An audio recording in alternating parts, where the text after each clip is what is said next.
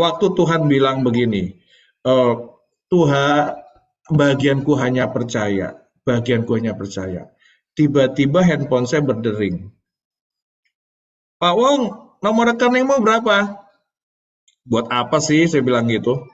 Udah aku mau doa dulu, saya bilang nanti aja dah. Saya bilang usah saya berdoa, terus saya telepon kalian. Oke, ya, telepon kalian. Terus telepon itu bilang, nomor rekeningmu berapa? Dia ngudak terus. Sekian, udah ya, aku doa dulu ya. Udah, kita tinggal. Pas aku yang megang, walaupun nama rekeningnya aku, tapi yang megang istriku, keuangannya. Wah, ada yang masuk, Pak. Gede, Pak. Gede apanya? Gede apanya? Itu rekeningnya ada yang transfer masuk. Berapa? Persis, Pak. Untuk bayar tagihannya mobil plus debt kolektornya. Hah? Nggak disisain sama Tuhan, saya bilang gitu. Nggak disisain lebih buat saya jajan-jajan. Persis, Pak. Dia bilang gitu, puji Tuhan. Nah, berarti dari situ aku mulai mengerti bahwa Tuhan menjamin hidupku. Ada pengalaman hidup bersama Tuhan yang nggak bisa dengan teori, nggak bisa dengan yang lain-lainnya. Pasti dengan cara yang berbeda. Tuhan setiap orang beda-beda. Jadi Tuhan bilang, aku akan Filipi 4 ayat 19 mengatakan, Allahku akan memenuhi segala keperluanmu menurut kekayaan dan kemuliaan yang dalam Kristus Yesus. Itu aku terjadi dalam hidupku sendiri. Jadi bukan aku seperti kayak Ayub bilang, dulu aku mendengar, tetapi sekarang aku berhadapan muka dengan Tuhan. Nah, itu yang Tuhan mau, kedekatan itu. Jadi saya mempunyai suatu pengalaman yang tidak pernah saya lupa seumur hidup saya. Atas kebaikan Tuhan dan penyataan Tuhan bahwa pelindungan Tuhan. Lalu bagaimana tuh? Kan Pak Wong bisa peka. Saya bilang, udah nggak usah dipikirin deh. Nanti saya kesaksian lagi. Saya pun bisa salah. Semua orang bisa salah. Tetapi setiap orang harus tetap percaya berjalan bersama Tuhan. Saya mau rehat sebentar dulu sebelum saya lanjutkan. Saya ada satu hal atau mau nyanyi lagu. Boleh ya, Mbak Ana ya? Jadi lagunya Mazmur 23 tahu kan? Ya, Nah, silakan. ya. Ya, Mazmur 23 berbicara begini, Mazmur Daud Tuhan. Tuhan adalah gembalaku. Betul ya? Takkan kekurangan aku. Tapi apa iya Tuhan? Sekarang saya nggak nggak punya uang loh Tuhan buat makan. Terus dibilang lagi, ia membaringkan aku di padang yang berumput hijau. Ia membimbingku ke air yang tenang. Ia menyegarkan jiwaku. Ia menuntunku di jalan yang benar oleh karena namanya.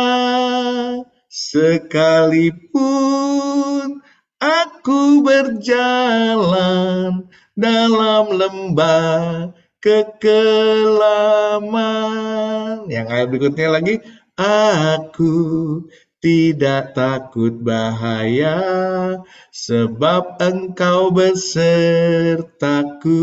Betul ya? Gadamu dan tongkatmu itulah yang menghibur aku. Engkau, apa? Dalam ayatnya gini, engkau menyediakan hidangan bagiku di hadapan lawan-lawanku. Engkau mengurapi kepalaku dengan minyak. Pialaku penuh dengan melimpah. Kebajikan dan kemurahan belaka akan mengikuti aku seumur hidupku. Dan aku akan diam di rumah Tuhan sepanjang masa. Mazmur 23 seperti itu. Biasanya lagu ini dinyanyikan pada saat pemakaman ya. Ada orang yang dipanggil Tuhan, dinyanyikan lagu ini. Karena aku nyanyi lagu ini, nggak boleh. Ini pada saat nanti di pemakaman seperti itu. Padahal sebenarnya lagu ini ada dua sisi. Di masa kita hidup, dan tujuan kita adalah dijamin Tuhan, diam di rumah Tuhan sepanjang masa. Betul ya?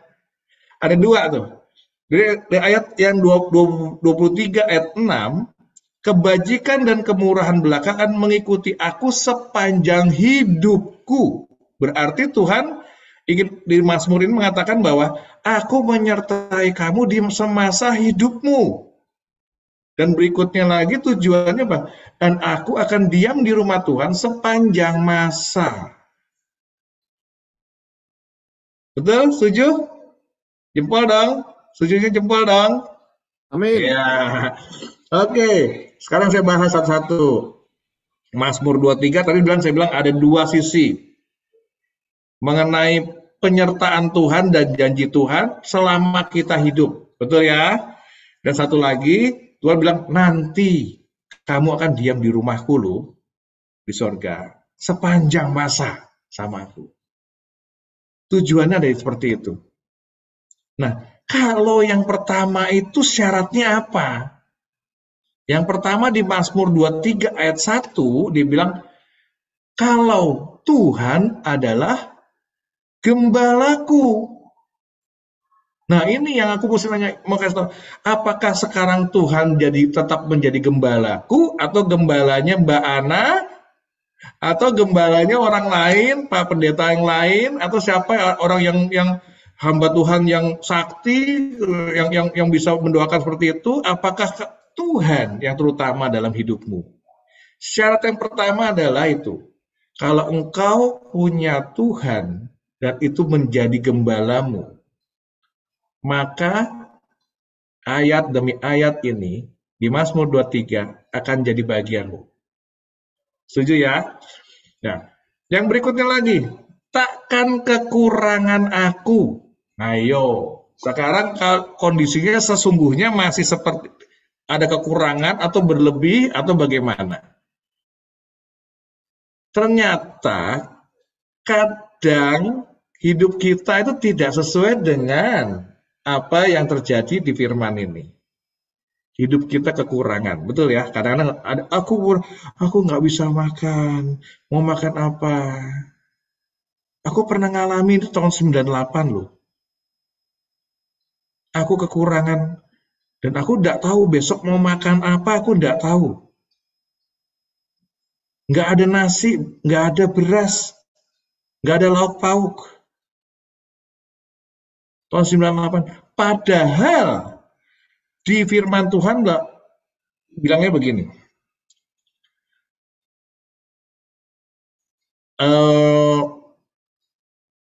Dibilang bahwa cari dahulu kerajaan Allah dan kebenarannya. Betul ya? Maka semuanya akan ditambahkan kepadamu. Betul ya? Tapi yang kejadiannya, situasi yang sesungguhnya terjadi adalah saya baru pulang retret di Tumpang 10 hari. Artinya saya lagi sedang mencari kemuliaan, mencari Tuhan, cari dahulu kehendak Allah. Lagi baru pulang dari retret 10 hari. Di sana tidak boleh bawa handphone, nggak boleh apa-apa. Jadi saya benar-benar retret dan 10 hari hanya berdoa, nyembah, seperti itu. Dan pulang dari sana, tiba-tiba satu bank ditutup, dan akhirnya kantor yang saya dirikan bertahun-tahun ikut tutup. Dan saya harus mengeluarkan semua karyawan saya harus kasih pesangon satu-satu. Yang lupa adalah pesangonnya buat saya sendiri. Istri saya marah ngomel-ngomel, "Papa gimana sih? Papa lebih sayang sama karyawan-karyawan daripada istri," dia bilang gitu. Iya, aku benar-benar nggak punya dana lagi. Tapi waktu itu saya bilang begitu. Nah, kondisi seperti itu, apakah saya belum tentu masuk dalam ayat tadi, Tuhan adalah gembalaku, aku baru selesai retret loh. Kasarnya lagi holy-holy gitu ya, holy-holy. Tapi kondisinya kadang Tuhan pakai seperti itu. Nah, peristiwa itu seorang istri yang berkenan kepada Tuhan, dia diciptakan sebagai penolong, betul ya? Pada waktu itu istri saya sudah keluar dari kantornya. Dan waktu dia keluar kantornya, bosnya bisa dengar loh kalau perusahaan saya lagi bangkrut. Maka dia bilang gini, mau nggak kamu kerja lagi ke kantor? Kalau kamu mau di Semarang, aku mau aku jadikan jadi pemimpin cabang di Semarang. Kamu pegang kantor Semarang. Tapi istri saya tahu bahwa Tuhan adalah gembalanya. Dia tanya ke Tuhan lagi, Tuhan, ini ada tawaran seperti itu. Kondisi kami lagi memang sangat parah. Sampai uang deposito semua habis semua. Buat makan nggak ada. Tapi pada saat itulah titik kembali hadapkan ke Tuhan. Tuhan adalah gembalaku. Dia tanya sama Tuhan, Tuhan gimana? Enggak, nak. Dia bilang begini, kalau kamu nanti kerja, suamimu lagi terpuruk seperti ini, maka kamu tidak akan bisa mengangkat suamimu lagi. No, di belakang tuh masuk kamar dia. Yang aku ceritain, dia bilang gitu. Tuhan belum ngomong gitu. Terus dia bilang gini, kamu mulailah dari rumah. Dia akhirnya menolak tawaran dari bosnya dan dia bilang, Pak, kita mulai lagi yuk bersama-sama di rumah. Perusahaan saya namanya C dan G, yaitu Kris dan Gunawan. Nama saya Christopher Wong. Kris dan Gunawan. Pak Gunawannya sudah pergi ke Australia, saya bilang gitu. Sekarang tinggal Kris dan Grace. Istri saya ngomong gitu. Kalau ada grace, maka ada kemurahan Tuhan dalam bisnismu. Istri yang menopang suami dan takut akan Tuhan, itu memuliakan nama Tuhan dalam keluarga. Saya bicara mengenai ini apa yang saksian saya sendiri. Maka saya yang sayang banget sama dia. Ya kan? Bagaimana dia itu kembali ke Tuhan. Pada saat situasi harusnya kan begini. Nah, itu kan jalan keluar, betul ya? Kalau suaminya lagi nggak ada duit, semua dapat kerjaan, ya udah kerja aja lah. Tapi itu tidak dilakukan oleh istri saya. Saya lagi terpuruk, lagi pusing, lagi utang banyak waktu itu. Karena waktu itu bunga bank sekarang 60% berapa tinggi sekali waktu itu. Dan saya baru pinjem bank dalam dolar dan itu menjadi sangat dari 2.500 jadi 15.000, utang saya jadi berlipat kali ganda. Dan saya nggak tahu mesti melunasi kemana karena saya sudah deposito semua tabungan sudah habis, nggak tahu siapa. Tapi Tuhan kirim istri sebagai penolong. Nanti ibu-ibu yang di sini, kalau mau masuk masa kelimpahan, support suami-suamimu. Seperti istri saya mensupport saya. Dan itu menjadi kekuatan buat saya. Udahlah Pak, nggak apa-apa. Kita mulai lagi di rumah bersama-sama. Lalu yang ayat 2-nya dibilang, ia membaringkan aku di padang rumput yang hijau. Nah, ayat berikutnya itu baru terjadi. Jadi bukan saya yang kekuatannya, tapi ada penolong, yaitu dalam keluarga kita istri kita sendiri. Terus Tuhan sendiri yang membimbing aku ke air yang tenang. Betul ya? Akhirnya pikiran saya tenang, istri saya tenang. Saya akhirnya jualan apa tuh? Jualan makanan ngoyong. Saya potong kecil-kecil wayangnya. Saya keliling, mobil sudah tidak ada. Motor sudah tidak ada. Hanya ada sepeda dan ada yang keranjang di depan yang buat ke pasar itu. Sama Kesia, anak saya keliling komplek jualan makanan. Dari seorang presiden direktur jadi jualan makanan. Bisa bayangin posisinya langsung anjlok seperti itu. Yang biasa saya makan restoran, nggak ada masalah. Sekarang besok mau makan apa saya nggak tahu. Tapi proses Tuhan itu membuat kedekatan saya bersama Tuhan. Di proses seperti itu sampai suatu saat Tuhan membuat mujizat yang ajaib. Tuhan mengirim seorang tukang susu kacang datang ke rumahku untuk memberikan aku order. Aneh kan? Jangan batasi kalau Tuhan membantu. Jangan batasi kalau Tuhan mau berbicara. Caranya bagaimanapun terserah. Bagaimana terserah. Tuhan bisa pakai orang susu kacang itu untuk memberkati aku. Jadi dia bilang, kamu bisa nggak ngerjain ini? Oh bisa, mengerjaanku. Tapi aku nggak punya modal. Duit nggak ada. Ini kamu jumlahnya besar. Waduh, apalagi besar sih bilang. Ada di Palembang. Waduh, di Palembang lagi kemana? Mau tahu enggak? Seluruh hutang saya dalam seketika lunas karena satu order itu. Dalam waktu singkat kurang dari setahun, selesai hutang saya. Di pengalaman demi pengalaman itu yang membuat kamu mengerti dan tahu siapa Tuhanmu.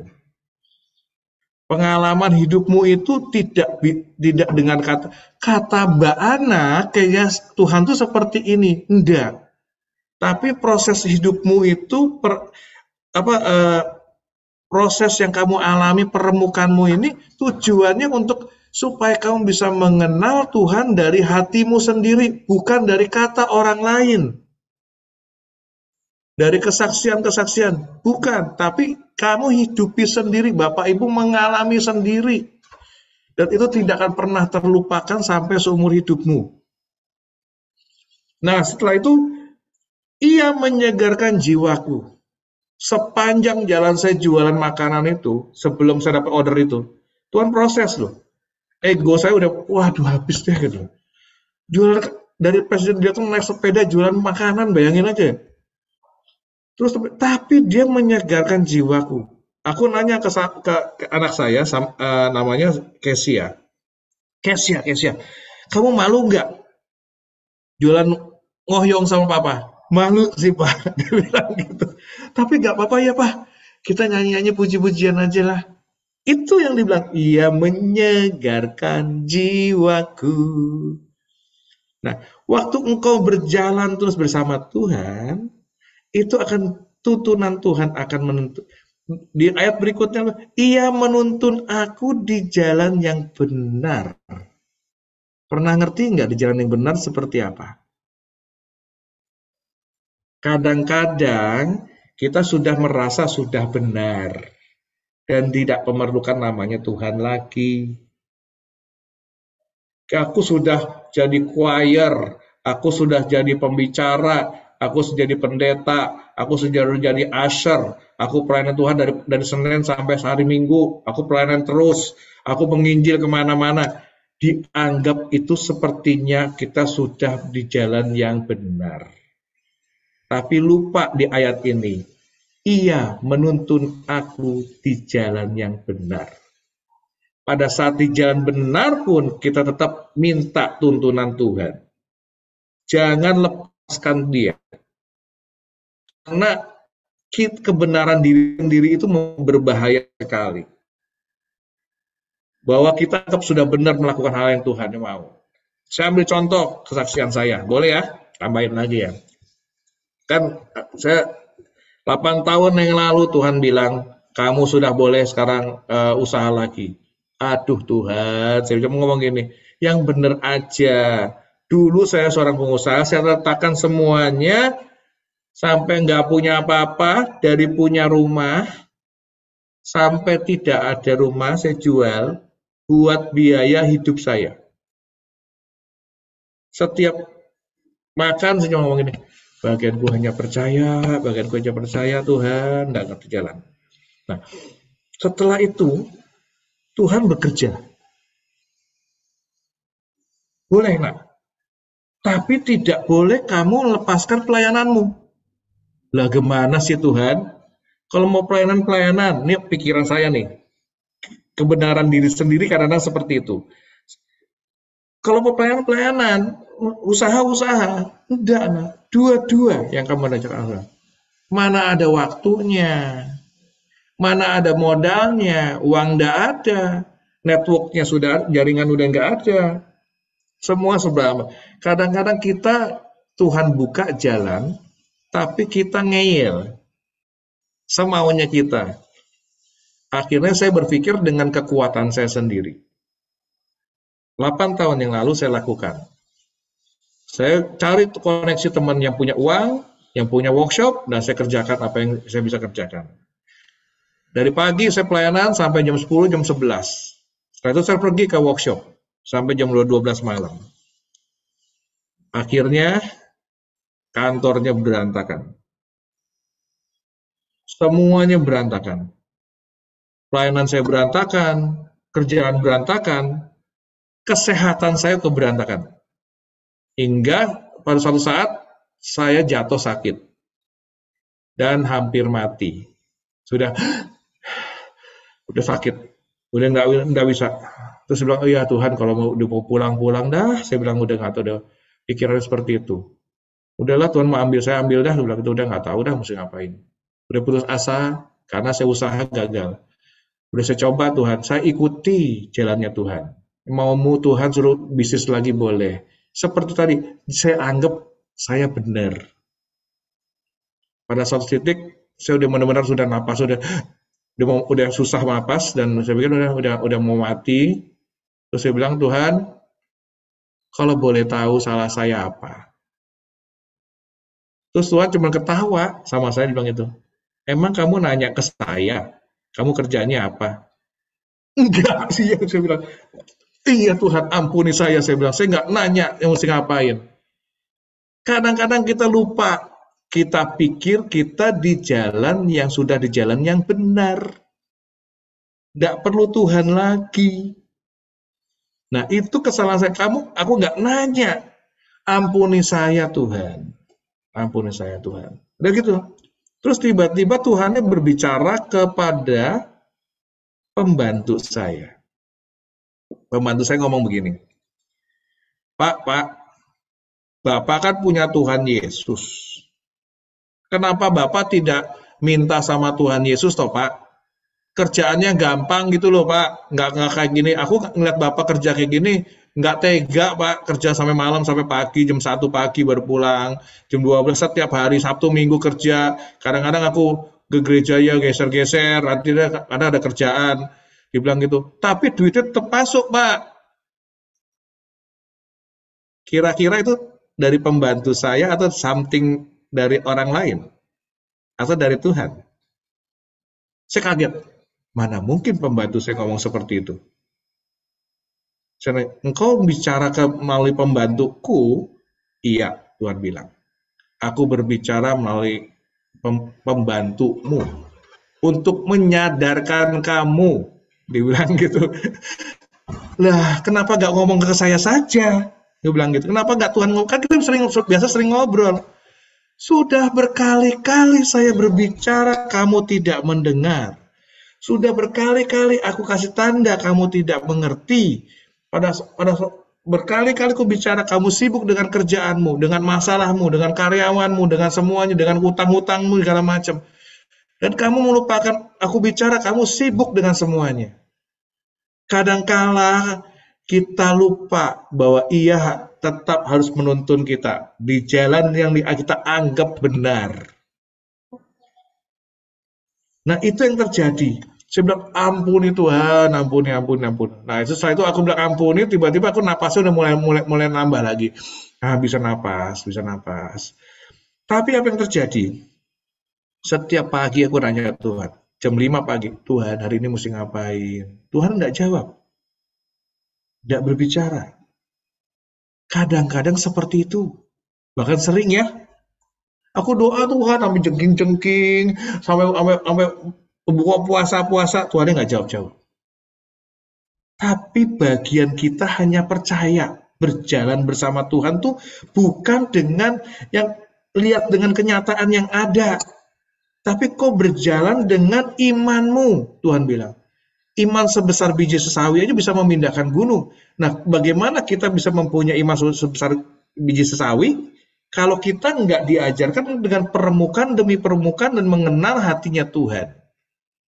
Nah, ini setelah itu Tuhan ngomong gini, sesimpel gini loh. Kamu nak bisnis properti, apalagi Tuhan itu. Aku nggak ngerti apa itu. Terus Tuhan nggak bicara lagi. Pagi-pagi setelah saya doa, Tuhan nggak ngomong apa-apa, saya makan nasi goreng, isi saya masak nasi goreng, senang saya nambah. Terus Tuhan ngomong, kamu makan bakmi nak. Pak, Tuhan, apakah engkau tidak tahu? Saya baru makan 2 piring. Setelah nambah saking enaknya, saking enak saya bilang, Tuhan nggak tahu kah? Betul ya? Kadang-kadang seperti itu yang terjadi kan? Tuhan, kamu nggak tahu ya? Kalau aku udah lakukan seperti ini, berdoa sekian lama, baca Alkitab sekian pasal setiap hari. Kadang kita berargumen sama Tuhan. Terus Tuhan tidak bicara lagi. Oh iya, aku kerjain. Aku ngomong sama istri saya, Mah, kita makan bakmi. Yang bener aja, Pak. Dia bilang gitu. Ini baru makan nasi goreng 2 piring itu gimana nih? Dia bilang gitu. Masih kenyang. Udahlah ikut aja. Nggak tahu istri bilang. Tuhan ngomong ya. Heeh. Nggak tahu gimana, nggak tahu. Ikut aja. Ya wes ikut. Tapi makan bakmi 1 berdua ya. Mesra toh, pada kenyang gitu. Nah, saya jalan ke tempat bakmi. Waktu makan bakmi, terus saya makan 1 berdua. Ada orang makan di sebelah saya, sebelah kanan saya, di meja sebelah. Lihat saya makan berdua, kayak mesra seneng. Dia nanya, Bapak tinggal di mana? Oh di sini, Kemang. Oh gitu, ya. Oh kalau Kemang mahal harganya itu. Enggak, ada yang murah. Teman saya ada yang mau jual. Oh ya, ada yang mau jual? Iya. Aku lihat dong, lihat. Hari yang sama, deal, jual properti. Saya dapat komisi. Enak kan? Tapi kalian nggak bisa seperti itu kalau nggak, aduh, gimana kamu bisa mengerti? Baru makan Tuhan 2 piring. Nggak masuk di akal Tuhan itu. Semau-maunya Tuhan lah. Jangan atur Tuhan, tapi biar Tuhan yang ngatur kita. Saya dapat komisi 2,5%. Dari sana, dari dapat, terima kasih Tuhan. Oh begini toh caranya berjalan bersama Tuhan. Akhirnya saya mulai mengerti karakter Tuhan dan cara-cara Tuhan bekerja. Tapi yang saya ceritakan ini belum tentu sama seperti Bapak Ibu Saudara sekalian dulu ya. Setiap orang tuh beda-beda loh ya. Pengalaman hidupnya tuh beda-beda. Saya hanya mengambil contoh yang saya alami ya. Terus saya lanjut lagi. Dibilang, ia menuntut aku di jalan yang benar oleh karena namanya. Bukan namanya yang lain ya. Namanya. Sekalipun aku berjalan dalam lembah kekelaman, aku tidak takut bahaya. Karena engkau besertaku. Itu yang terjadi dalam hidupku. Gadamu dan tongkatnya Tuhan, itulah yang menghibur aku, Tuhan bilang. Jadi dia menghibur aku. Engkau menyediakan hidangan, bahkan di lawan-lawan kita. Betul? Yang ajaibnya, engkau mengurapi kepalaku dengan minyak. Ngerti nggak artinya apa? Kalau Tuhan mengurapi dengan minyak, biasanya raja-raja Israel diurapi Tuhan dari kepalanya. Betul ya? Bahkan engkau akan menjadi raja-rajanya Tuhan. Engkau mengurapi kepalaku dengan minyak. Jadi levelmu akan naik, masuk ke level raja-raja, raja-rajanya Tuhan. Lalu pialaku penuh melimpah, bukan hanya pengurapan, dikasih kenyataan bahwa pialamu, maka nanti kamu akan bukan hanya di sorga nanti, tapi kamu akan di dunia pun mereka melihat ada kemuliaanmu, Ada kemuliaan Tuhan dalam hidupmu yang bersinar. Seperti piala itu seperti ngalami sesuatu, kalian menang, dapat piala, kalian menang, dapat piala. Piala itu melimpah.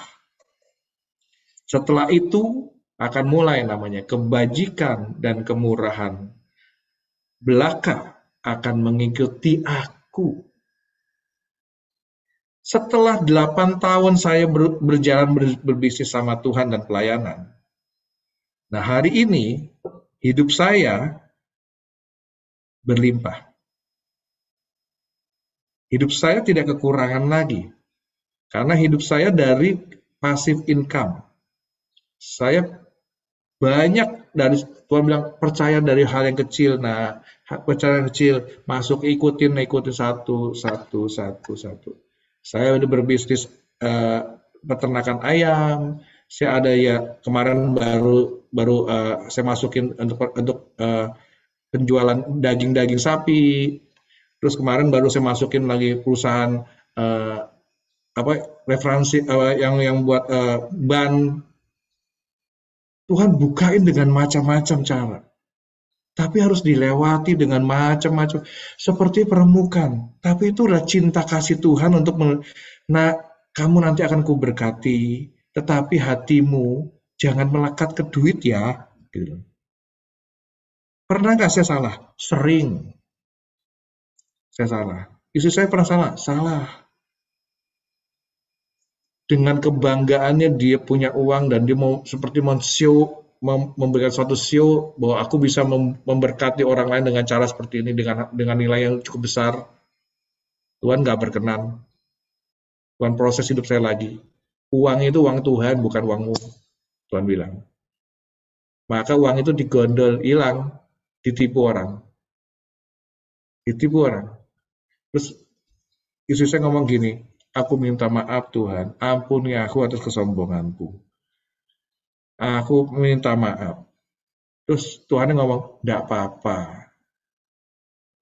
Nanti bagaimana ya Tuhan? Karena yang megang uang kan istriku ya. Dia pakai itu. Lalu saya ngomong ke suami saya, bagaimana ya Tuhan? Dia bilang gitu. Tunggu waktunya. Tapi Tuhannya baik. Tuhan ngomong ke saya dulu. Uangmu diecer-ecer sama bojomu. Hah? Diecer-ecer? Kenapa Tuhan? Loh iya tuh diecer-ecer duitnya. Tapi kamu nggak usah marah ya. Nanti aku gantiin.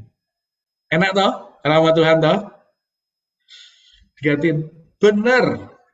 Pas pada suatu saat dia ngomong, sekarang kamu ngomong sama bojomu, duitmu ditipu orang, sekian gede jumlahnya gede. Dia bilang, terus karena aku dikasih tahu sama Tuhan, Pak, maaf ya Pak, duitnya aku dihapusi orang sekian, nggak apa-apa. Loh, kok sama persis seperti Tuhan ngomong ke aku Pak? Gitu. Senang dong bojoku. Nggak apa-apa. Tuhan sudah ngomong sama aku. Nanti Tuhan ganti kok. Dalam waktu 2 hari. Uang itu dikasih ke aku. Bahkan lebih.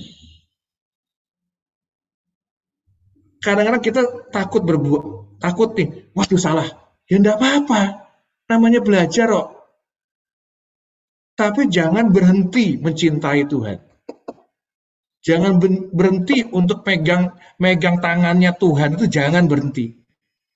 Kadang-kadang orang salahnya di mana? Waktu sudah berbuat salah, dia tinggalkan Tuhan, tidak doa lagi, tidak baca firman lagi, malah menjauh dari Tuhan.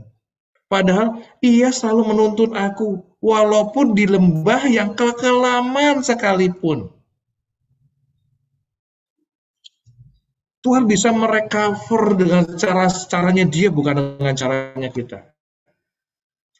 Saya main properti, terus tiba-tiba temanku karena senang sekali, saya jual ruko yang harganya 8 miliar.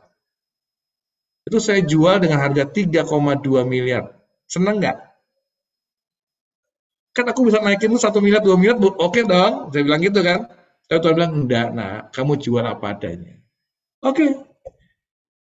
Ini harganya total semua 3,2. Udah aku tawarin agak sekian. Senang nggak? Senang lah. Harga harganya 8 miliar jadi 3,2 dibeli. Akhirnya saya dikasih, kamu tak kasih gede tambahan bonusnya lagi. Oh, plek, ya itu buat nutupin yang kemarin itu sama istriku. Berjalan bersama Tuhan itu enjoy, nikmat. Seperti lagu Mazmur 23 tadi.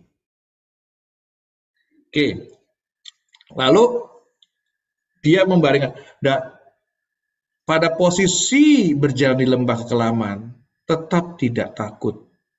Karena kamu tahu bahwa Tuhan ada di sisimu.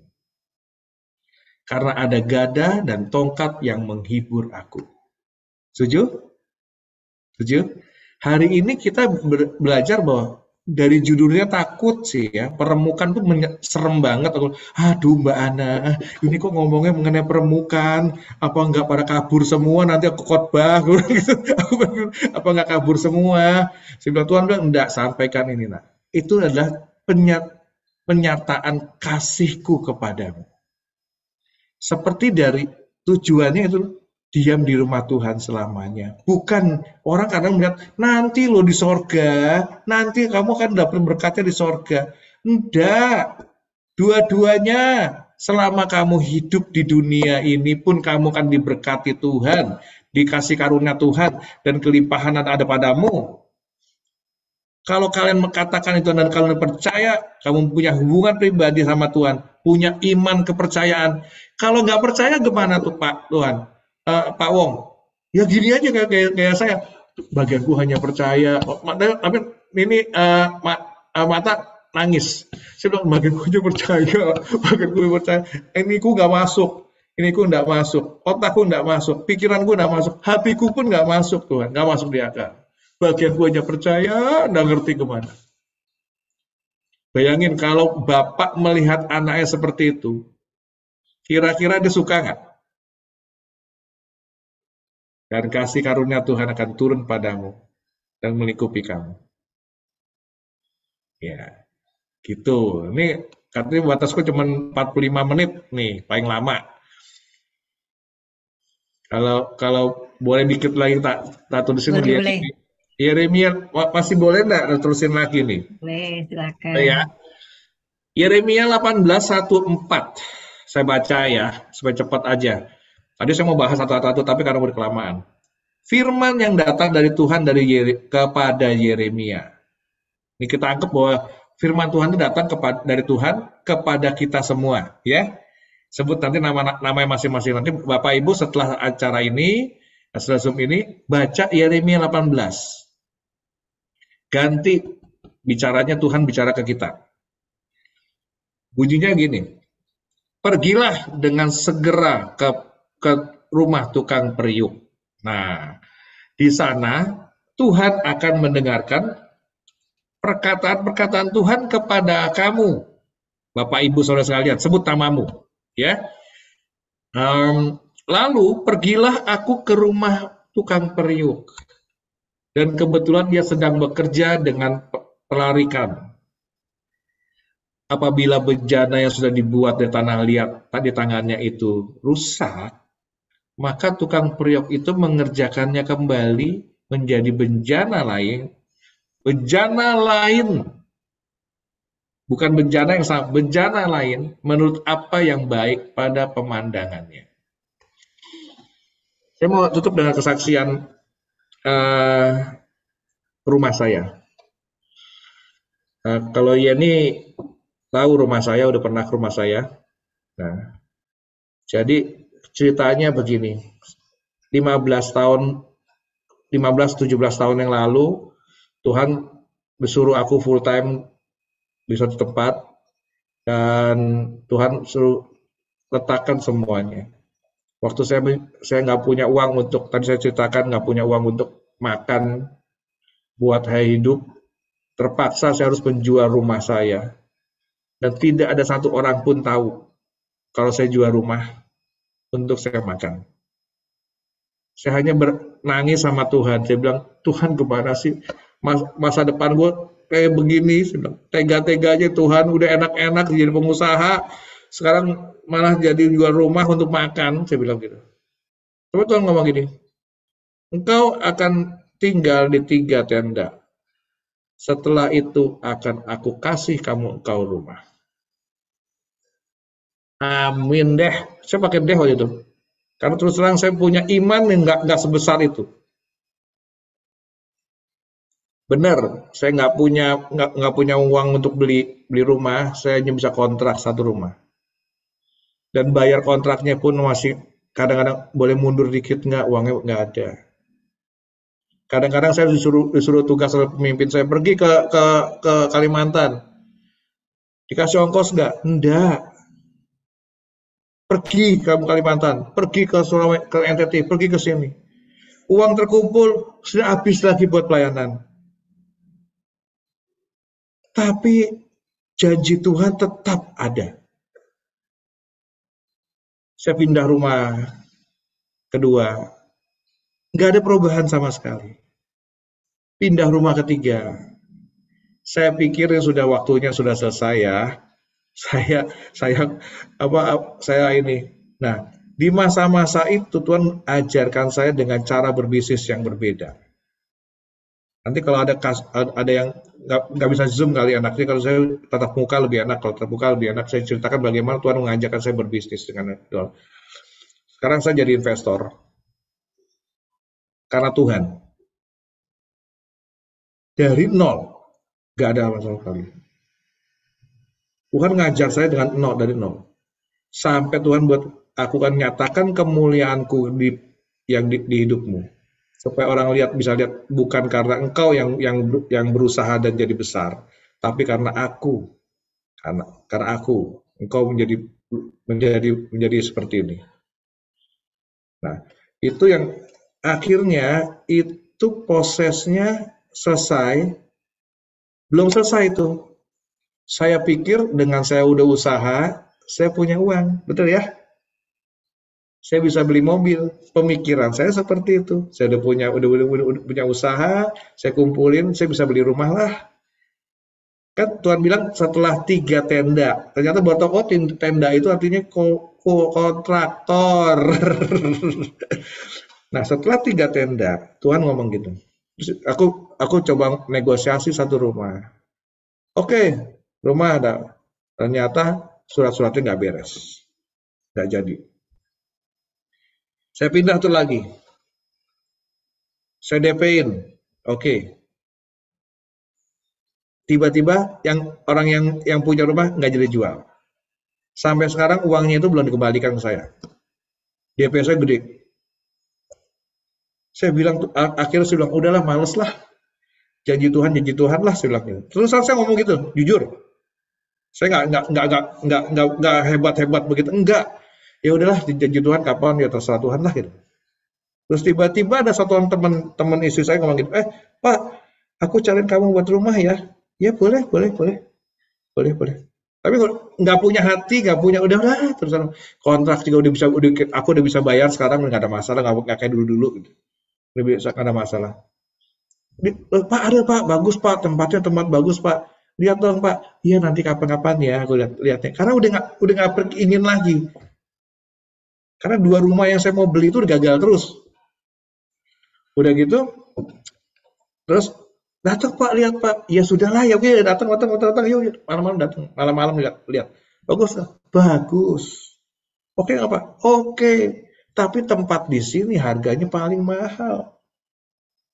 Di area saya itu paling mahal. Di Kemang Pratama itu saya tinggal, area itu adalah tempat yang paling tinggi. Harga tanahnya paling mahal di sana. Nggak mungkin lah saya bisa beli. Saya bilang begitu. Tawar aja Pak. Nah, saya nanya sama Tuhan, tawar berapa? Tawar segini. Masa dikasih segitu?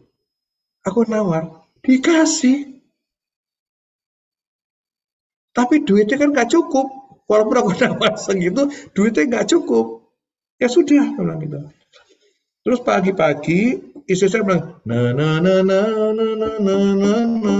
kenapa lu? Kayak nyanyi lagu apa? Gue bilang, aku punya Tuhan yang besar, yang telah berjanji dan sanggup menggenapi Betul ya? Imanku bersepakat, percaya kuasanya, ku terima sekarang kemenangan darimu. Waktu pagi-pagi istri saya lagi berdoa, tiba-tiba hadirat Tuhan memenuhi rumah kamar saya. Terus Tuhan datang dengan kuat kuasanya yang kami gemeter, gemeter. Tuhan bilang, kamu percaya enggak? Aku Tuhan yang besar. Gue ambil gemeter, percaya, percaya Tuhan, percaya Tuhan, percaya, percaya. Hanya katakan itu, terus Tuhan cep, hilang. Nggak berapa lama, telepon berbunyi. Kamu lagi nyari rumah ya? Dia bilang gitu. Loh, kamu tahu dari mana? Aku nggak pernah cerita ke semua orang-orang pun. Kemarin malam saya mimpi. Kamu mimpi apa? Gue bilang gitu.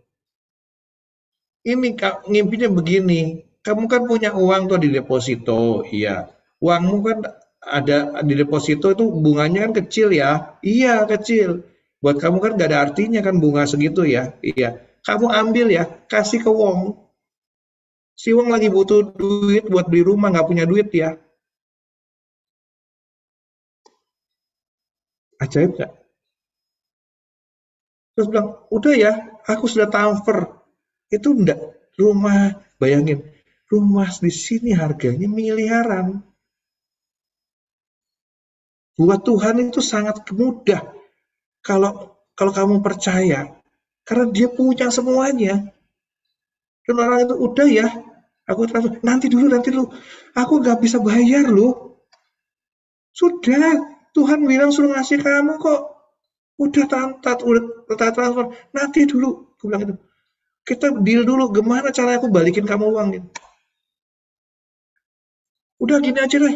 Kalau kamu, aku nggak mau kok korban mikiranku aku dapat PK sekian, yang ini lebih gede, aku kesana aja, aku PK-nya, aku korban situ aja PK-nya lebih gede, yang ini nggak mau lah. Nah, aku berpikiran seperti itu, aku bilang aku nggak mau, karena mau ngejar mau balikin uang uang ini ke kamu, saya bilang gitu. Ya sudah gini aja lah, kamu balikin aku sesuai dengan berkatnya Tuhan yang kamu terima. Enak ya gitu, enak lah. Ya sudah lah, oke. Bener ya? Jangan marah-marah lu ya. Iya, iya, oke. Udah, uangnya transfer. Nah, tahun lalu Tuhan ngomong gitu. Dia ngomong lagi, Tuhan ngomong lagi sama dia. Dia datang ke tempat saya, dia bilang apa? Tidak ada hutang piutang di antara kita. Maksudnya gimana? Lunas. Semudah itu loh. Tapi permukaanmu setelah aku baru selesai itu baru tahu, oh pantesan aku mau beli rumah gak boleh sama Tuhan. Karena Tuhan berjanji setelah kamu tinggal di 3 tenda, aku akan kasih kamu rumah. Dan itu benar. Kalau kapan-kapan mau mampir rumahku silahkan masuk rumahku datang. Ini rumahnya Tuhan. Itu aja dari saya, kesaksian. Saya mengatakan terakhir, jangan lepas tangan Tuhan. Apapun kondisi kamu saat ini, usaha Bapak Ibu lagi kurang baik, atau apapun, tetap percaya, tetap percaya. Atau mungkin kadang-kadang masih kondisi lagi baik sekalipun, jangan lepaskan Tuhan. Itu aja dari saya. Tuhan Yesus memberkati. Luar biasa. Luar biasa sekali ya, Bapak Ibu. Inilah berjalan dengan Tuhan itu nikmat sekali ya. Eh, ini contoh yang real dan nyata. Sebetulnya gini ya, Bapak Ibu mungkin bingung dengan apa yang saya umumkan di Zoom, di grup ya.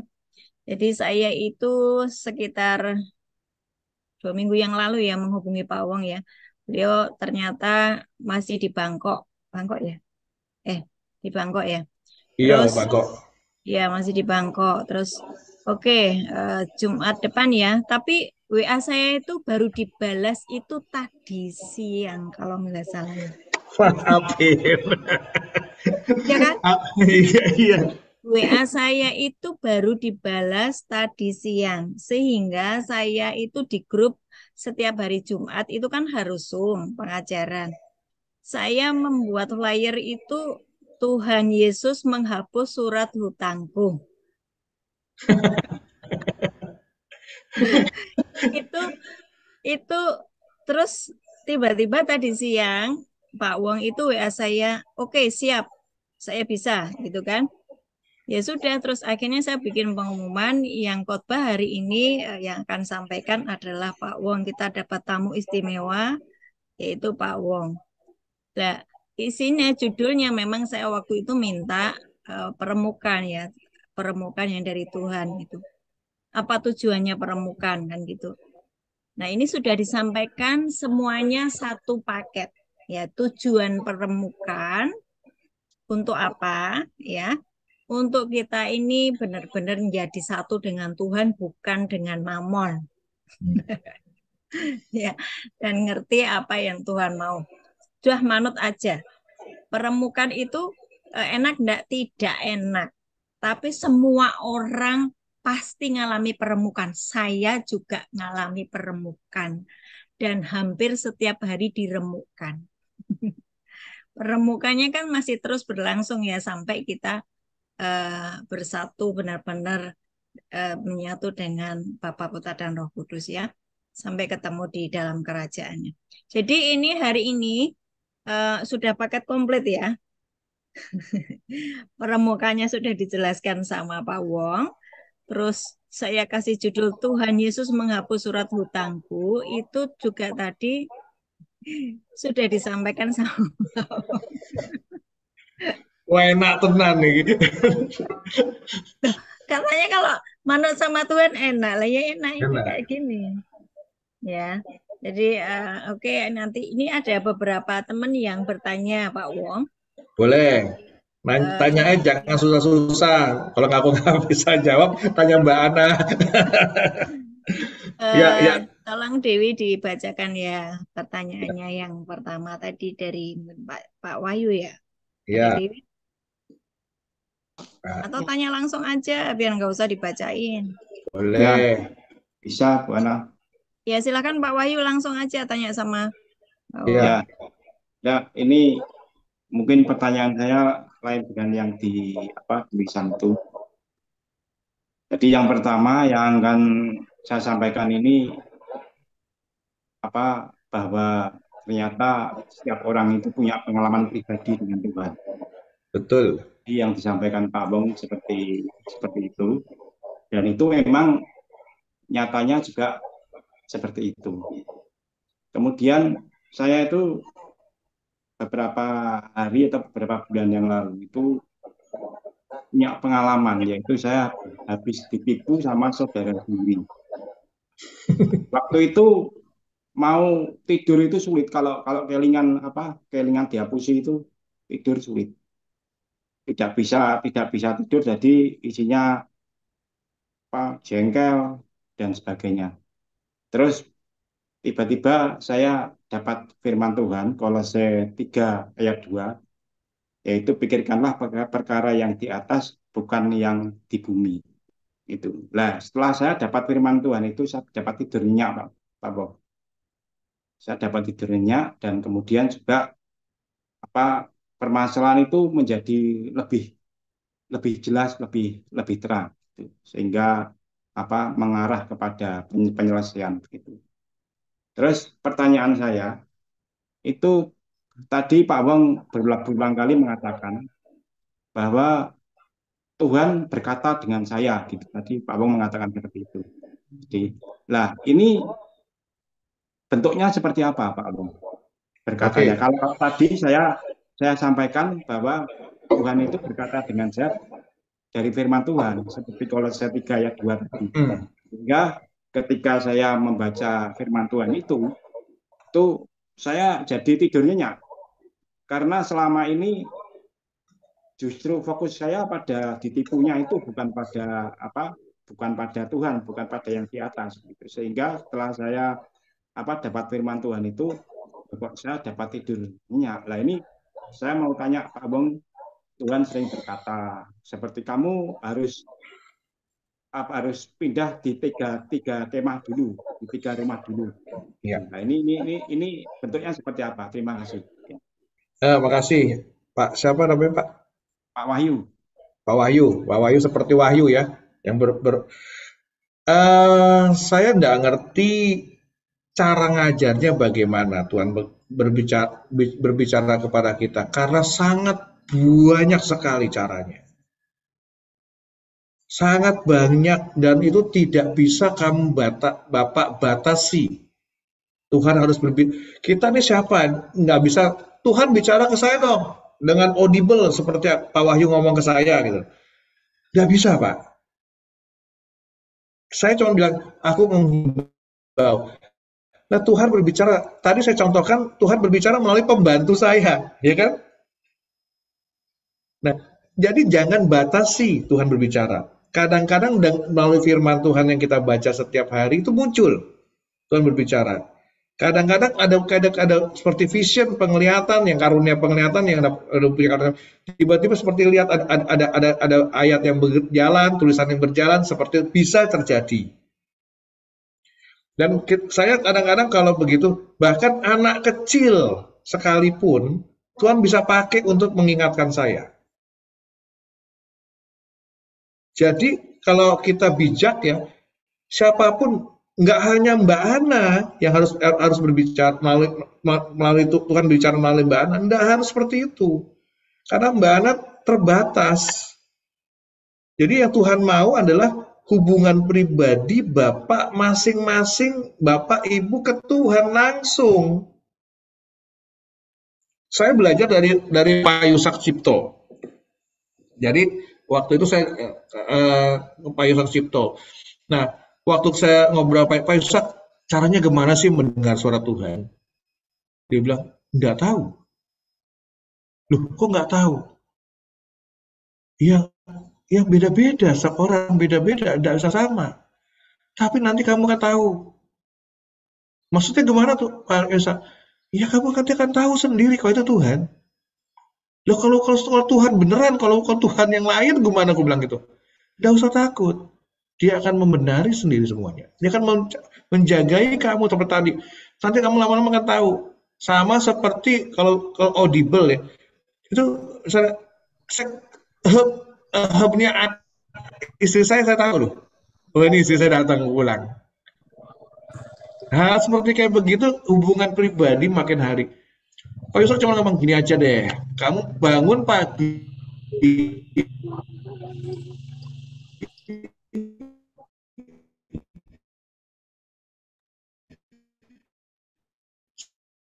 setiap pagi saya berkata gini, saya tanyakan ya.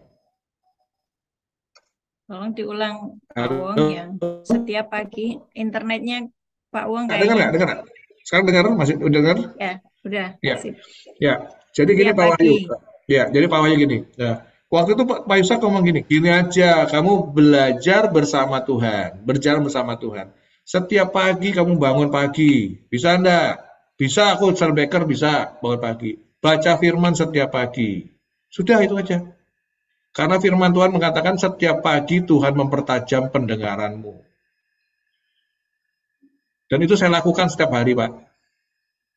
Sampai hari ini, dari tahun 86. Dan itu membuat saya, Tuhan bilang, Pak Wong enak peka, tapi nggak tahu perjalanan saya seperti apa. Setiap orang beda-beda. Anak saya instan. Si Kesia itu instan. Dia cuma nanya gini, Papa, bener nggak sih Papa selalu ngomong suara tuh kata Tuhan begini. Bener nggak sih? Kadang-kadang bener sih Tuhan ngomong audible seperti sama Papa. Tapi kalau audible itu buat Papa tuh urgent banget, dan apa yang Tuhan ngomong langsung Papa kerjakan. Apapun Papa kali kerjakan apapun, Papa stop dan aku lakukan yang Tuhan ngomong. Caranya gimana Pak? Nggak tahu, aku juga nggak ngerti. Papa karena Pak cuman baca bangun pagi, baca firman, ngerenung sama Tuhan, hanya itu doang. Gue bilang, nggak mungkin Pak kalau kayak gitu. Ya gimana ya? Aku akhirnya bertanya ke Roh Kudus, ajarin aku dong. Anakku nanya, caranya gimana? Akhirnya Roh Kudus ngomong ke saya gini, gini, kenalan aja. Kan ada roh Tuhan dalam hidupmu. Kamu udah dibaptis kan, Kesia? Sudah, Pak. Nah, berarti ada Tuhan dalam hidupmu, toh? Kenalan dulu. Lo kenalan gimana, Pak? Gini, Tuhan Roh Kudus dalam hatiku, aku Kesia, kenalan dong. Itu dia umur kelas 5 SD, Pak. Kelas 4 atau kelas 5 SD. Pertanyaan itu ke saya, tanya seperti itu. Karena Roh Kudus ngomong begitu, saya ya udah ngomong, saya nggak tahu caranya bagaimana. Saya ngomong kayak seperti itu. Masa cuma gitu doang, Pak? Ya Papa tahu cuma itu. Ya sudah, di jalan. Nah, besok paginya Kesia pulang dari sekolah, masuk ke kamarnya. Namanya anak kecil, dia lakukan, Pak. Roh Kudus dalam hatiku, kenalan dong, aku Kesia. Nggak ada apa-apa, Pak. Terus diulangin lagi, Roh Kudus dalam hatiku, aku Kesia, kenalan dong. Tiba-tiba Kesia mendengar secara audible, Kesia, Kesia. Waktu itu kantor saya di depan rumah saya. Dia langsung lari ke kantor saya. Papa, aku dengar. Dengar apa? Tuhan ngomong sama aku. Ngomong apa? Nyebut namaku Kesia, Kesia. Mumpung Tuhan ngomong, ajak ngobrol, ajak ngobrol. Gue bilang gitu. Karena belum tentu kita bisa memaksa Tuhan ngomong. Ayo ngobrol, ayo cepet ngobrol, ngobrol, ngobrol. Gak usah, Pak. Gak usah, Pak. Aku sudah senang. Nah, sejak itu Kesia berubah. Setiap pagi dia bangun dan baca firman sampai saat ini.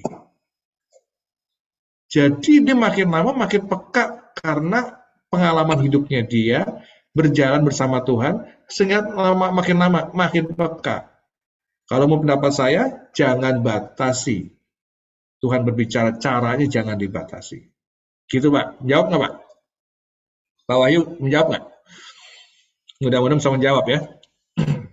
Ya, terima kasih Pak. Ya. Jadi bangun pagi, Pak. Bangun pagi yuk sama saya. Saya setiap hari jam 5, jam 5 rame-rame. Saya keliling rumah. Ya, amin. Ya. Ada lagi yang lain? Hanya Pak Wong, saya Pak Wong. Ya.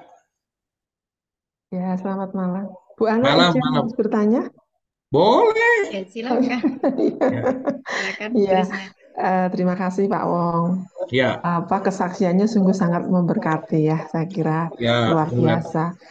Apa yang dialami Pak Wong, mungkin kadang-kadang seperti yang saya alami itu nggak sengaja tiba-tiba kalau ada sesuatu yang menjadi pemikirannya A, tiba-tiba kok suatu saat maunya B dan ternyata B itu sesuatu yang hasilnya lebih bagus. Itu berarti seperti apa yang dikatakan Pak Wong ya, mungkin tidak pernah tahu bahwa Tuhan itu berbicara, tapi itulah kenyataannya, itu Tuhan berbicara, tidak harus audible gitu ya. Betul. Tetapi kadang-kadang begini, ada hal-hal yang kalau ada orang diberi karunia penglihatan, diberi karunia untuk melakukan sesuatu, perlu nggak kira-kira kita mimpi atau diuji nggak bagaimana caranya bahwa itu dari Tuhan apa enggak gitu, pernah mengalami nggak Pak Wong seperti itu? Itu pertanyaan saya yang pertama, Pak. Iya. Kemudian yang kedua, kebetulan dari kesaksian yang diberikan oleh Pak Wong, itu saat ini ada saudara saya itu juga mengalami hal yang sangat kritis saat ini. Mungkin kami perlu, kalau beliau mendengar kesaksian Bapak, mungkin akan semakin dikuatkan. Ini suami istri ini memang dalam kondisi krisis karena walaupun dia itu sudah doa puasa, pelayanan, dan juga puasa Ester pun kuat beberapa saat. Dulu sejarahnya pada saat beberapa waktu yang lalu kerjasama untuk melakukan usaha alat-alat berat di Kalimantan ternyata ketipu sama orang. Yang awalnya untuk usaha itu hanya ngambil bank 300 juta, saat ini sudah menjadi hampir 500 juta dan minggu-minggu depan ini mau ditarik untuk dililang oleh bank dalam putusan pengadilan. Istrinya drop masuk ke rumah sakit, tapi bapaknya ini memang luar biasa. Beliau pelayan Tuhan, ada sukacita karena ada pengharapan. Kebetulan Tuhan itu mau, tapi ini masih dalam taraf proses, saya tidak tahu karena kebetulan punya tanah sedikit yang ada di Kalimantan kena IKN yang nantinya akan dipakai untuk menutup apa yang menjadi tanggungan bank, tapi sampai sekarang itu prosesnya masih berjalan mungkin. Dan ini membuat karena minggu depan harus menyerahkan rumah dan tidak ada yang ditempati, mereka bingung. Drop lah, saya sendiri juga nggak hanya bisa mendukung dalam doa. Siapa tahu nanti kalau diizinkan, Pak Wong bisa kirim-kirim ayat atau menguatkan beliau supaya Boleh, tetap boleh. kuat Ya, nanti dengan apa yang bisa diberikan. Mungkin HP Pak Wong bisa kami berikan untuk bisa dikuatkan. boleh. Ya, sekira Ya. itu yang perlu kami tanyakan Pak Wong. Terima kasih banyak. Oke, makasih Krisna, Ibu Krisna ya. Ya. Iya, Eh, izin kalau diizinkan Mbak Ana, aku akan melayani sana juga. Tidak apa-apa, aku teleponin. Ya Leadernya pasti itu bukan, diizinkan. ya. di Kalimantan ini Tapi Nggak orangnya. ada intinya gini, ada ya asal, rekamannya nanti Bu. ya. Hmm. Yang penting gini Bu, karunia itu bukan tanda kesucian. Hmm. Karunia itu bukan tanda ibu luar biasa. Karunia-karunia itu bukan apa menandakan kita berdoa sangat sangat kusuk. Esther sampai harusnya 3 hari nggak makan sampai seminggu 2 minggu misalnya nggak gitu, nggak gitu. Karunia itu hanya pemberian Tuhan. Tuhan hanya mau kasih aja gitu loh. Tetapi kenapa Tuhan kasih itu? Karena Bapak Ibu yang itu pasti Tuhan kasih untuk kemuliaannya Dia. Jadi misalnya begini, kalau ibu misalnya mau pergi ke suatu tempat yang agak jauh, ibu butuh kendaraan kan Bu? Nah, perlu kendaraan mobil toh, misalnya gitu. Nah, mobil itu seperti karunia. Kayak baru kemarin saya ada tamu dari Australia, hamba Tuhan dari Australia. Nah, datang ke sini, dia bilang aku butuh mobil 7 seat, mobilku 5 seat, 5 cuma bisa 5. Tapi aku telepon temanku, boleh tukeran mobil sebentar enggak? Selama ada hamba Tuhan di sini, aku jadi pergi kemana-mana pakai mobil yang lebih gede. Oh ya boleh. Nah, aku bisa memakai fasilitasnya mobil temanku itu karena untuk kebutuhannya aku ada kebutuhan untuk pergi kemana-mana pelayanan bersama dengan hamba Tuhan ini. Itu karunia, dikasih mobil. Nah, karunia seperti itu. Tapi karunia ini bisa ibu minta juga. Tuhan kalau boleh karunia ini karunia penglihatan. Tapi Bu, kadang-kadang orang bilang, Pak Wong doain aku dong supaya aku punya karunia penglihatan. Bener, kamu mau lihat, mau enak nggak kamu punya bisa karunia penglihatan? Kamu pergi pergi melawat orang meninggal dan kamu melihat yang aneh-aneh di sana mau lihat, dia bilang gitu, dia bilang gitu. Apa nggak serem? Apa nggak takut? Dia bilang gitu. Kadang-kadang orang melihatnya dari segi yang enak-enaknya aja. Jadi Tuhan akan memberi karunia sesuai dengan kebutuhan kita, dan yang kedua lagi sesuai dengan jatahnya kita, gitu loh. Jadi nggak semua Om Yuat semua dikasih semua, enggak. Tapi dengan kebutuhan kita, gitu. Jawab nggak Bu? Menjawab nggak kira-kira Bu? Halo, Bu Krisna? Dah? Iya, iya, iya Pak Wong. Terima Ya. kasih banyak atas. Jadi itu yang karunia. Nanti yang untuk yang di Kalimantan, Ibu mau nggak belajar? Mau nggak belajar mendoakan temannya Ibu? Iya, iya. Malah Nanti, begini, sekalian nah, sama Bu Ana ini. Kebetulan kok yang diberi tanda itu anak saya nomor 2. ya, Dia tuh bermimpi begini, rumah itu tuh dikelilingi ular naga gitu, mimpinya dia. Ular naganya itu tiba-tiba melingkar di rumahnya, kemudian mengendus-ngendus, hanya mengembus-ngembus di rumahnya, habis itu diem aja. Tapi setiap kali ada orang yang mau masuk ke situ tuh nggak bisa. Mimpinya tuh seperti itu. Barusan tadi pagi hmm, cerita sama saya. Kira-kira saya harus doa bagaimana untuk pematahan dengan darah Yesus atau bagaimana nih Bu Ana? Saya juga eh, apa namanya nggak ya. gegabah untuk mengambil langkah gitu. Kemana ditanya? Tuh, itu paketnya lengkap sama Pak Wong ya dijawab Pak Wong. Gini, oke. Jadi kalau tadi bilang mimpi ya, mimpinya seperti itu. Nah, mimpi kalau aku ujilah segala sesuatu. Ada firmannya gitu kan? Nah, saya bisa nanya ke Tuhan, Tuhan ini benar enggak, artinya apa, mimpinya benar enggak, apa tafsiranku saja atau dari Engkau? Biasanya Tuhan akan kasih tahu dari hikmat, dari macam-macam. Tapi ini makin lama ibu makin bisa mengenal Tuhan dan bisa mengerti gitu loh bu. Ngerti kan? Jadi nggak bisa langsung sekonyong-konyong langsung dapat karunia seperti itu. Bisa juga kadang-kadang dapat. Tapi itu tidak jadi patokan gitu. Jadi kalau ibu gini, setiap mimpi itu tanya Tuhan maksudnya apa? Aku mesti ngapain? Nanti Tuhan akan buat guide. Dan kadang-kadang guide-nya itu nggak masuk di akal. Tadi saya contohin yang saya baru makan nasi goreng 2 piring itu loh. Ya kan? Nggak masuk di akal. Apakah Tuhan nggak tahu sih? Saya baru selesai makan. Harusnya ngomongnya kan sebelum saya makan nasi goreng dong gitu loh. Betul ya? Tapi di situ karena Tuhan menguji kita. Mau nggak kamu? Nah gitu. Jawab nggak ya? Iya.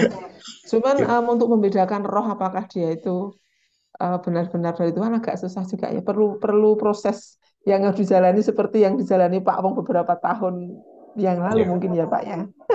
Jalan Bu. Anak saya instan. Tiba-tiba bisa. Orang lain belum tentu. Saya nangis-nangis dulu baru bisa. Satu-satu nangis-nangis baru bisa. Tapi itu gak menjamin semuanya. Saya punya kepekaan apapun, karunia apapun, tiba-tiba kalau lagi ada masalah, Bu, seperti saya tadi saksikan, saya mikirin problem yang di kantor, utang, yang ditipu orang, semuanya. Sampai Tuhan bilang, dia ngomong melalui pembantu saya. Ya kan?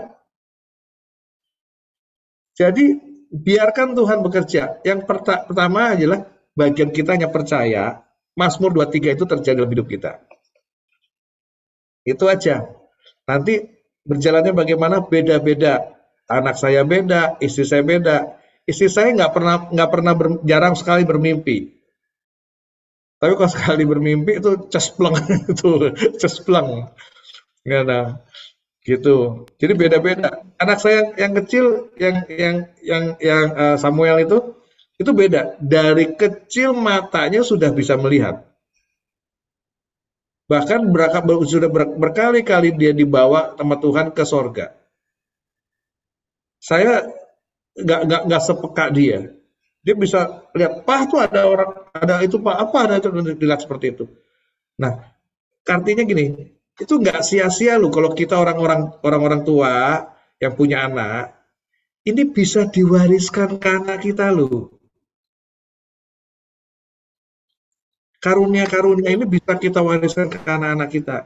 Jadi anak-anak kita nggak melewati hal yang sama, yang proses yang kita harus alami bertahun-tahun itu, Bu. Gitu.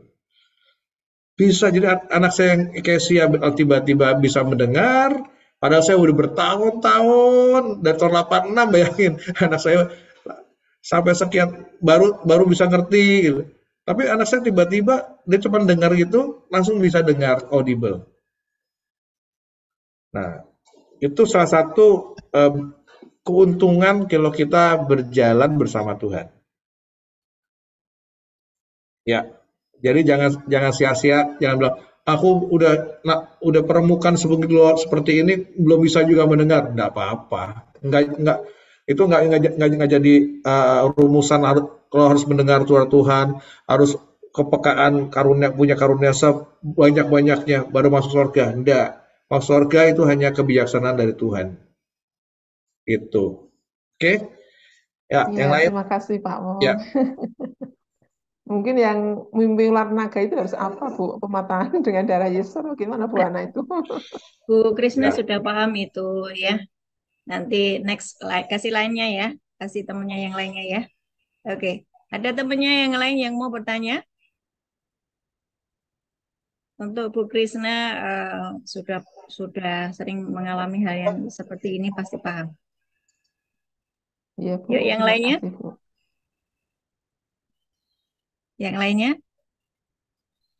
Ya, dan Eh, menjawab eh, semua loh. Oke, oke.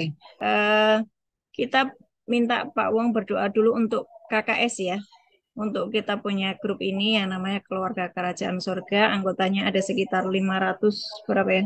530. Wow. Ya, kita mau berdoa ya.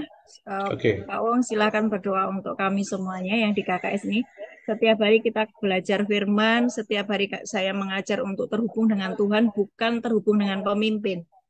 Bukan terhubung dengan hamba Tuhan, tetapi terhubung dengan Tuhan langsung, alami Tuhan langsung. Semua yang disampaikan oleh Pak Wong itu sebetulnya Bapak Ibu sudah sering diajari, hanya belum praktek mungkin. Pas diremukkan tuh sering ngambek gitu loh. Seringnya ngambek.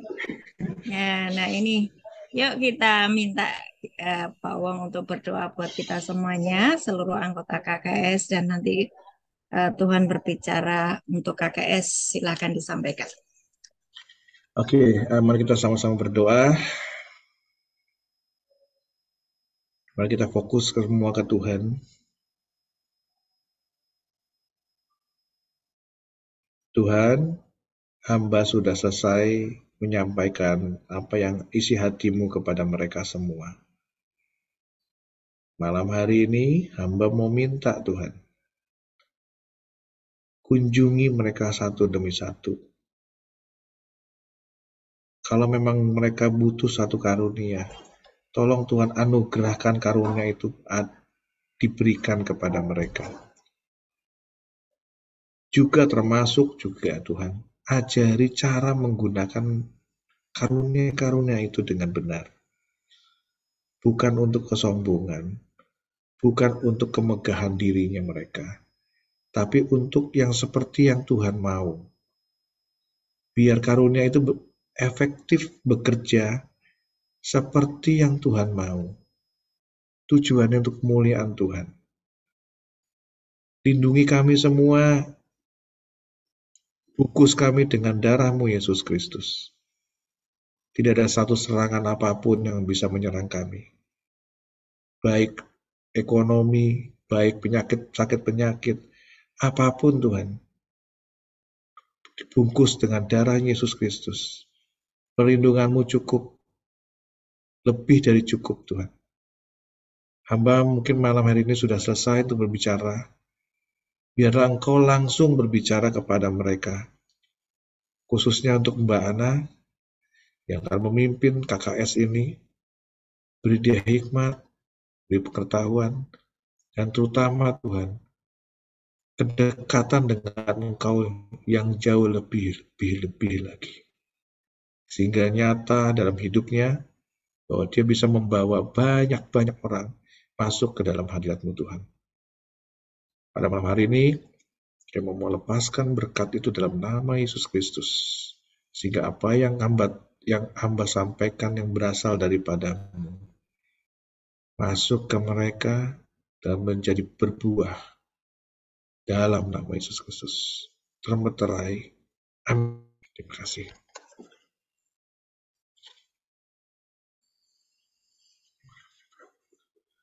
Thank you, Jesus. Terima kasih Tuhan. Terima kasih Tuhan. Terima kasih Tuhan. Urashikin lahana karapatan.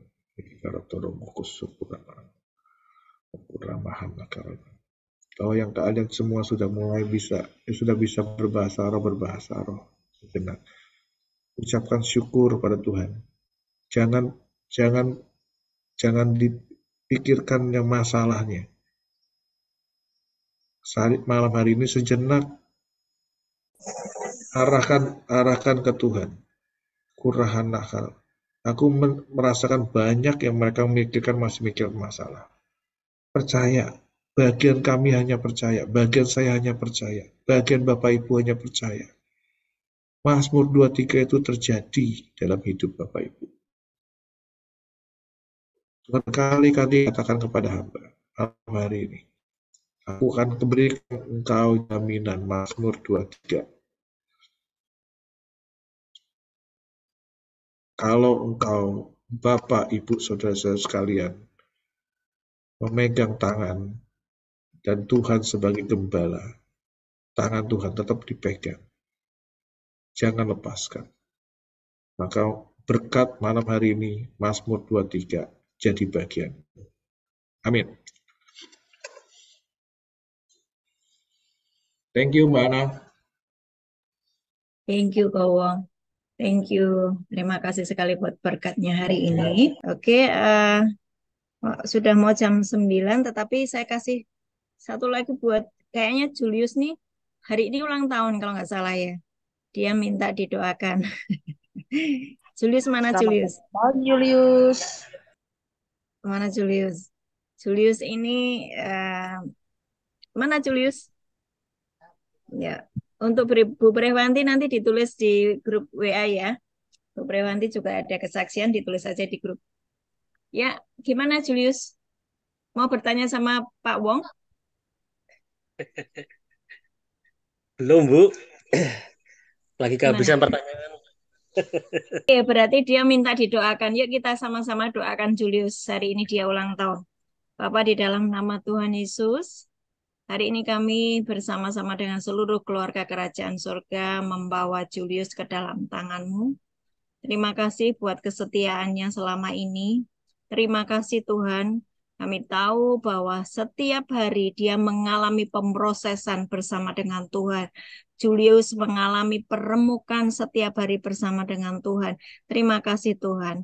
Terima kasih kalau dia masih ada sampai saat ini karena kasih setiamu Tuhan yang tidak pernah habis dalam hidupnya. Dan hari ini Tuhan di tangan-Mu. Biar mulai dari ulang tahun hari ini Tuhan ada terjadi pembalikan keadaan atas hidupnya.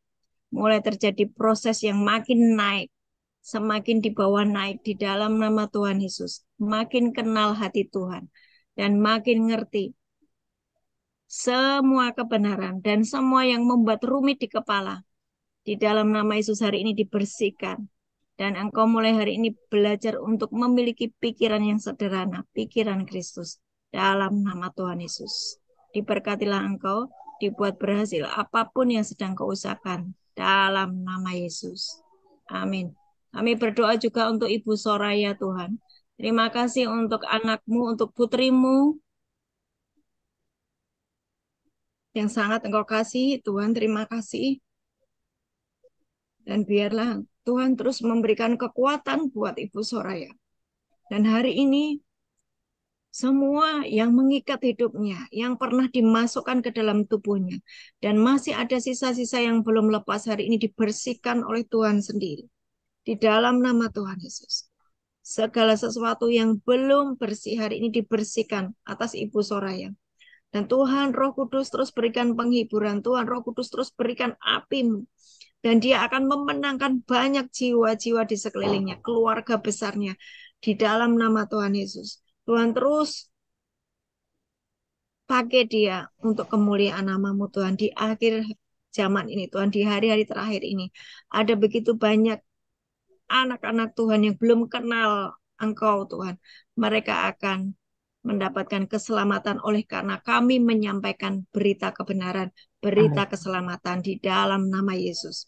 Terima kasih Tuhan Yesus buat malam hari ini.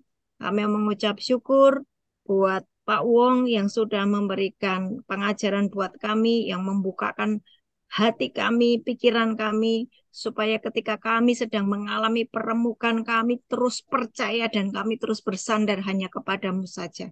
Terima kasih Tuhan, kami percaya Tuhan, Mazmur 23 terjadi di dalam kehidupan kami. Seluruh yang hari ini mengikuti Zoom maupun nanti yang akan mengikuti rekaman, akan mulai mengerti arti peremukan. Dan percayalah bahwa Tuhan sangat baik buat kehidupan kita. Dan keinginan dan kerinduannya adalah supaya kita menjadi satu dengan Tuhan. Terima kasih buat malam hari ini Tuhan. Terima kasih Tuhan. Pak Wong silahkan doa berkat. Tadi kan sudah. Lagi dengan doa. Minta lagi, Julius itu. Julius tuh aku ini di videomu tuh Julius ada jam tuh kayak di atas kepalamu ya, kayak orang suci itu ya, orang suci itu. Aku akan lu kok ada bulatan di atas kepalamu Julius. Dan itu akan terjadi dalam hidupmu. Amin. Ya. Aku yang terjadi dalam hidupmu bahwa tadi Mazmur 23. yang akan terjadi, jangan lihat prosesnya. Jangan lihat prosesnya. Ya, percaya Julius, jangan lihat prosesnya. Jalan terus ya. Ya, kalau kamu ngalami belum selesai, jangan lihat prosesnya. Ucapkan syukur dan kamu akan lihat kemuliaan Tuhan. Jadi lagi proses karena nggak ngerti tujuannya apa. Sama kan nonton film, kalau film-film bagus, nggak tahu ujungnya yang menang siapa, yang ngerti kan? Tapi ini akan terjadi. Aku doain ya. In dalam nama syiki kanana karatana. Kutahul kusyiki tanah. Pada hari ulang tahun ini, aku melihat engkau diberikan satu tongkat. Tongkat ini seperti tongkat otoritas. Nanti engkau akan memegang suatu usaha. Usaha ini akan menjadi berkat untuk banyak orang. Tongkat ini dipakai untuk tongkat bisnis. Tapi Tuhan bilang, proses dulu. Jangan sampai kemindaranmu mengganggu. Karena aku akan memberikan engkau otoritas untuk bisa memegang dunia marketplace. Marketplace, Tuhan bilang. Aku akan bawa engkau, Julius, masuk ke masa yang belum pernah engkau ngalami seumur hidup. Nanti engkau akan masuk ke masa yang baru. Jangan lihat prosesnya, tapi lihat ujungnya nanti, Tuhan bilang. Terima kasih, diberkatilah engkau Julius di hari ulang tahunmu. Dalam nama Yesus Kristus, setiap rencana Tuhan jadi. Amin. Ya, yes.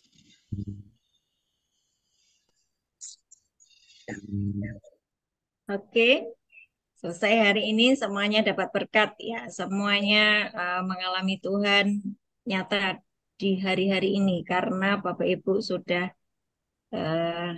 mengerti pemrosesan yang Tuhan izinkan itu tujuannya adalah ujungnya itu pasti keren ya. Oke. Selamat malam, Tuhan Yesus memberkati. Sampaikan terima kasih buat Pak Wong. Terima kasih Pak Terima Wong. kasih buat Terima kasih semua. Pak Wong. Bu Ana. Terima kasih Bu Ana. Terima kasih Bu Ana. Yesus Tuhan memberkati. memberkati. Bu Ana. Pak Wong dan Terima Pak kasih juga Pak untuk semua. Wong. Yesus Terima kasih memberkati. semua. Tadi KKS, Tuhan Yesus berkati. Ya, God bless you. God bless you. Aku live ya. Ya, terima Bye-bye. kasih Pak Mbak Ana, Wong. makasih. Terima kasih semua. God bless.